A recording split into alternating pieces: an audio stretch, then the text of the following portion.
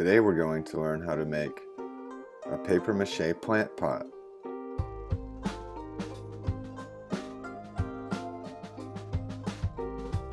First, we need to make paper mache clay.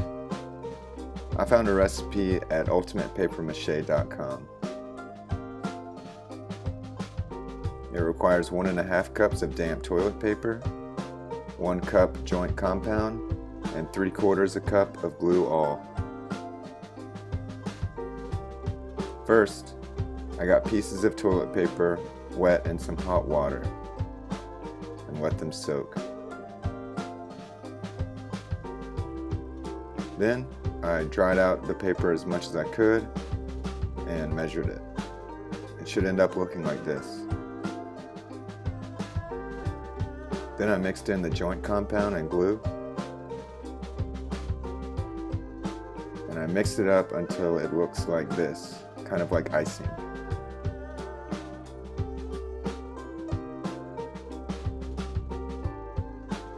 Then, to make the armature for my pot, I traced a circle on some cardboard and cut it out.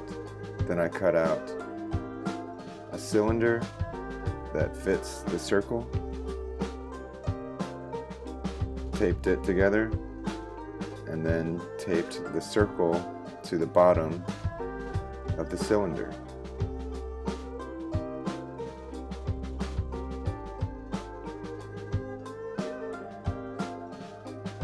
I poked some holes in the bottom so that the soil could drain.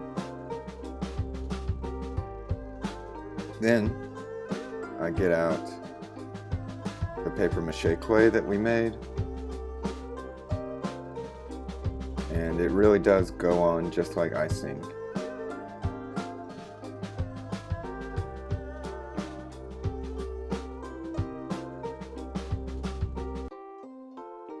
I put a good layer on the armature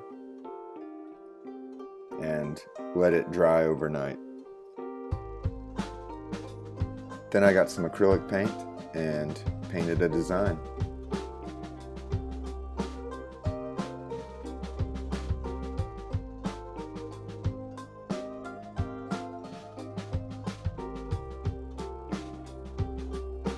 And it ended up looking like this.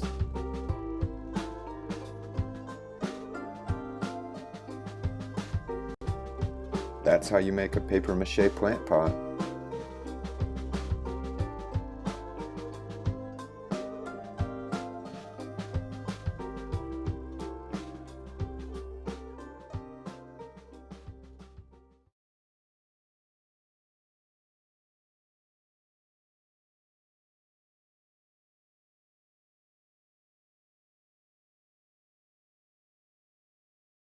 Hello, I am Zach with Studio NPL, and today I'm going to be showing you how to design a keychain in TinkerCAD.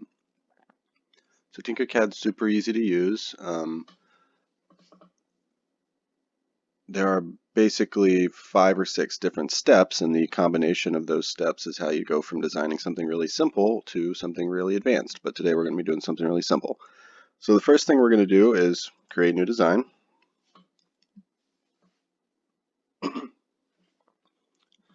Now, the important thing with 3D modeling is always controlling your perspective, so the angle at which you're looking at what you're designing. So in TinkerCAD, there's a few different ways you can do that. So if we're going to grab our box here, set it on the work plane.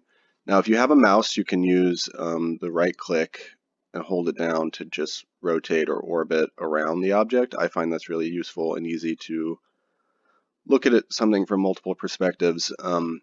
If you don't have a mouse or you don't like doing it that way, you have up here on the left-hand side, you have a series of navigation tools. So we can select the corner of this cube. That'll look at the corner, top, front, etc.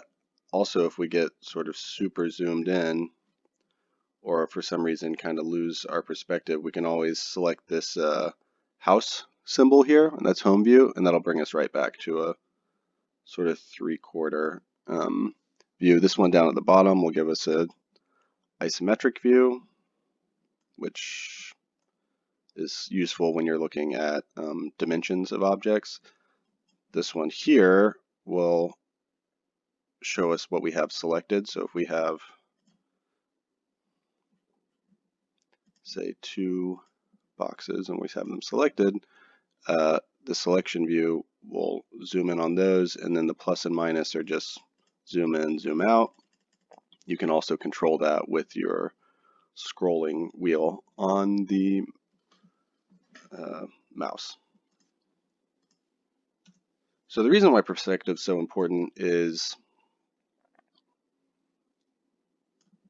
when you're dealing with things in 3 dimensions, you can look at them from one way, and let's say we're building a little house. We have our box here for the house, put our roof on top of it.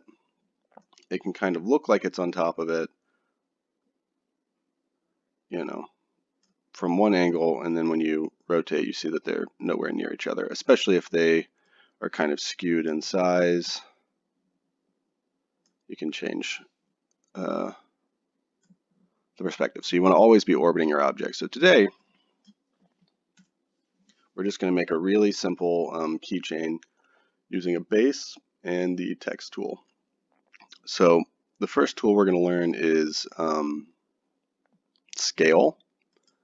So if we select our object and put it on the work plane, we have 5 squares here, which are all scale points. So if we grab those out, we can now skew it and change the size of it. If we hold down Shift while we do it, it will maintain its proportion. So we can scale it up and down proportionately. But we actually want to make it short and wide for a base. So we're going to use one of these corners to scale it out, and then we're going to use, you can see that it's 20 millimeters tall, because if we select that scale point, it shows us 20 to the side. We're going to shrink that down to about 3. We can also, if we don't want to eyeball it, we can select the dimensions on the right side and just type 3 into it and hit return. And now you have a base that is 3 millimeters by 3 millimeters tall and 21 by 58. No, sorry, 28 by 58 wide and long. So now that we have our base there, I'm going to get that just to the right size, and then we're going to scroll down here on the other side. So look at, these are our various shapes that we can work with. We're going to select this one that says text. That's our text tool. In the text, we're going to type what we want our keychain to stay. In this case, Studio NPL. It's obviously too big, so we're going to scale it down. So we're going to grab a corner and hit Shift.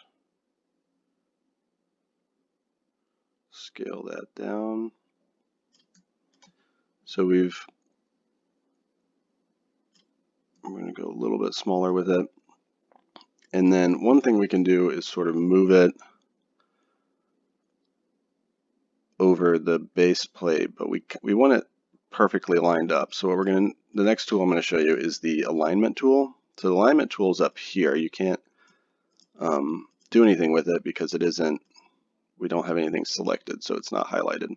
But if we select 2 objects, which we can do by either dragging a selection box over it and selecting 2, or we can hold down Shift, select one, select the other, select one, select the other, and then now you can see that we have our group tool is highlighted, our alignment tool, and our mirror tool. So we want to align it. So what we're going to do is select that, and you can see that these different vertices show up.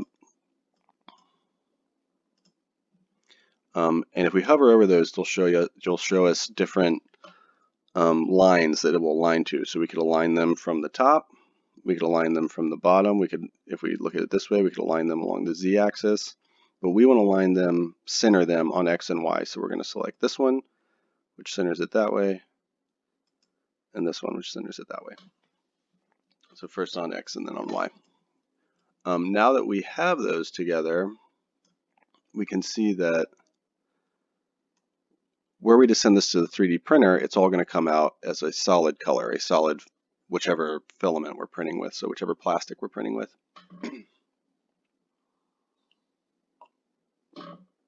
Which means for the letters to show up, there needs to be a relief. So they need to be at a different height than the base. So we can either, so using that top scale point, we can either shrink down the base. We're going to shrink that to 2, and then actually we want this a little bit bigger as well. There we go. And when we scaled it, we might have gotten it off alignment, so we're going to line it up again.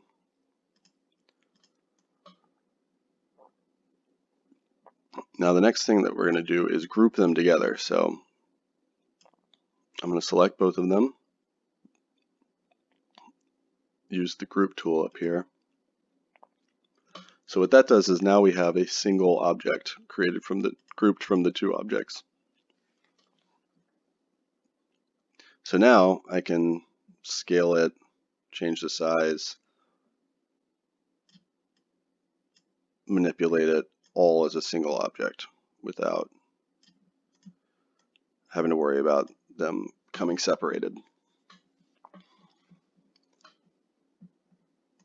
So now that we have our kind of base and our text on there, the next thing that we're going to do is add a hole to it. So the hole tool is interesting, and it's one of the unique properties of this program or this app that allows us to make more complicated objects.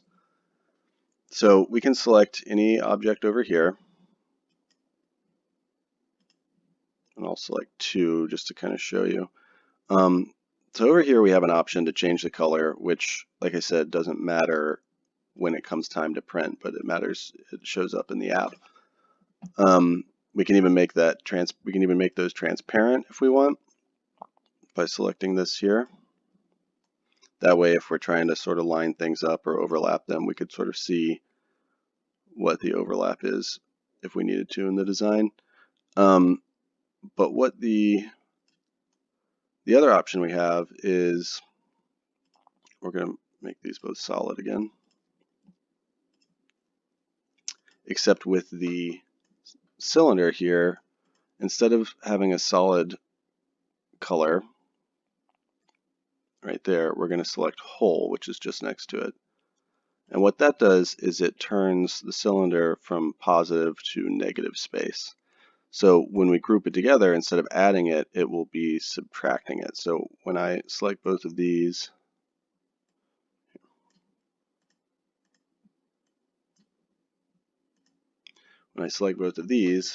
and group them, you can see it carves the cylinder out of the square rather than adding it to it. So if I were to, up here is the undo button. So if I was to go back and then make that solid again and group them, it's added them together.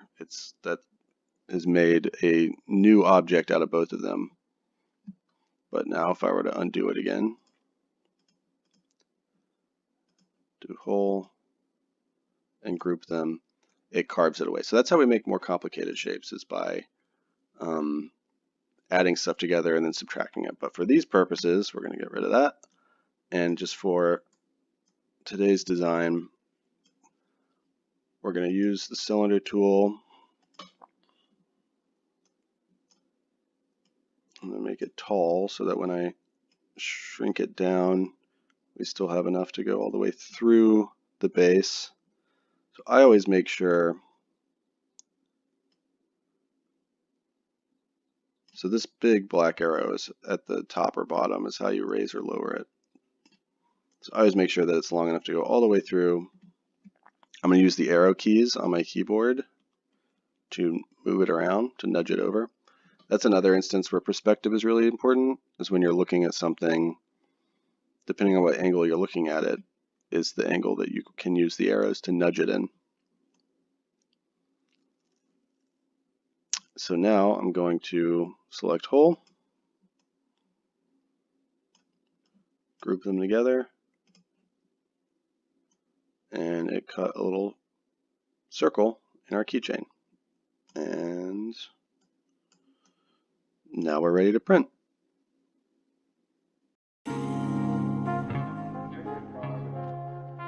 The next section is about necessities you would need for school, right? I know y'all think about some of the regular stuff like sheets and towels and all that, but with COVID-19, there's going to be some additional things we may need. So with that being said, Jared, what resources would you recommend to students in order to succeed in college life, whether online or in person? So honestly, like for each class is going to have their own like textbooks and stuff like that. But internet, just if you have internet access, you should have it on campus. But even if you're at home, if you have internet access at home, literally everything you need, search real quick is like right there. Just look it up and try to find it. For things like specific things like food and like clothing, I know my campus at MT has like these kind of like storages for like, canned foods and goods people need to eat. Or we have like a thing called Raider Closet, which is made for if you need business attire for an interview or like a class or something. So don't think there'll be a lot of classes that'll have you walk into a classroom needing a suit. But if you need that, like you need physical things, your campus should also have that. And yeah, just ask about them. Okay. Jerisa, same question. For me, the biggest thing that I need is a space free of distractions where I can do my work, because if I have a distraction, I will use it. So on campus, that's easy. You can just kind of go to the library or a study room. But I would say even if you're at home doing online classes, I would still try and make an effort to find a place where you're not going to be bothered by younger siblings, pets, parents, whatever, where you can just focus on the work that you're doing. That's great. Thank you. Carly, same question. Going off of what Jared said, internet is key. I know at Fordham, before everything was online, you could go to the library. I went a lot of times when my computer broke. I don't really know what resources will be for your particular school. I know Fordham has an IT department that is working with students to make sure they have technology and that you can get internet access. If internet access is a problem, I know my school does some programs to help students get free internet access. So check if your school does that too. And then a necessity that I didn't think about until my second or third year of college was color coding and highlighting my notes as I'm taking them. So a highlighter to highlight important formulas or keywords, something I wish I'd thought of 2 years earlier. Okay. All right. So this is kind of similar to the question I just asked, but if students are unable to obtain some necessities for success, what are some places on campus or online that can provide these necessities? And Jerisa, I'll start with you, please. My school had a specific department that you could email if you had any trouble transitioning online or just anything for school. But even if you don't have that, I would say talk to your professors, talk to your advisor, heck, even your parents, because even if they don't know exactly how to help you, they can probably direct you to someone who does know how to. Okay, great. Carly? Yeah, going off what Jerisa said, reach out to anyone and maybe they can at least steer you in the right direction. Fordham, I know IT is big. We also have a counseling service that can also help you get in the right direction. Financial aid is super helpful if you're trying to figure out a grant to cover something financially. They've helped me a ton of times. So talk to your financial aid office. They're normally nice.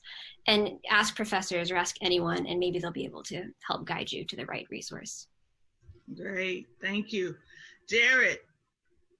Same thing. Look up in the directories, departments, just people who run things that are specific for what you're looking for resources, and ask questions. Just ask so many. When you're in a new environment, it's very hard to want to ask people for help. It can be kind of anxiety driven, but it's if you don't ask, you'll never know. You'll never really get the help you need. So if you see somebody Carly was talking about, a financial office, ask them hey, do you guys know anything about scholarships? You know anything about loans? How is this going to help me, to pay off things? It's something how some about the Raider Closet if you need clothing for stuff. Just ask questions where to find I need business clothing today. I need food at this food closet. Just things like that. Just it's there, but if you don't ask about it, you'll never know. So ask questions. Gotcha, definitely. Thanks, guys. So, Carly, what adjustments will you make when returning to school when considering COVID-19? For me, I'm in New York City, so there's so many things that I used to do that I just won't do anymore. One thing for me is I know that if I'm working next semester and I'm in New York City, I won't want to be taking the subway to work. So I'll have to make sure that I'm working somewhere that's like, you know, a 45-minute walking distance. And before COVID shut down, I was 30 minutes walk from work. So for me, making sure I have transportation that I feel like is safe and clean is a big one for me. Also, I'm going to completely change the way that I like socialize with my friends. Like we aren't allowed to have guests anymore at the dorms. So for most of my friends, I'll be socializing by like walking in the park, or club meetings might have to go virtually, but I'm trying to rethink about how I can actually go to college and get everything I need safely. So it's a full 180 for me. Wow. Wow. Jared? Yeah, for me, I've realized last semester when everything hit, I just did the worst thing and just stayed in my room for most of my days.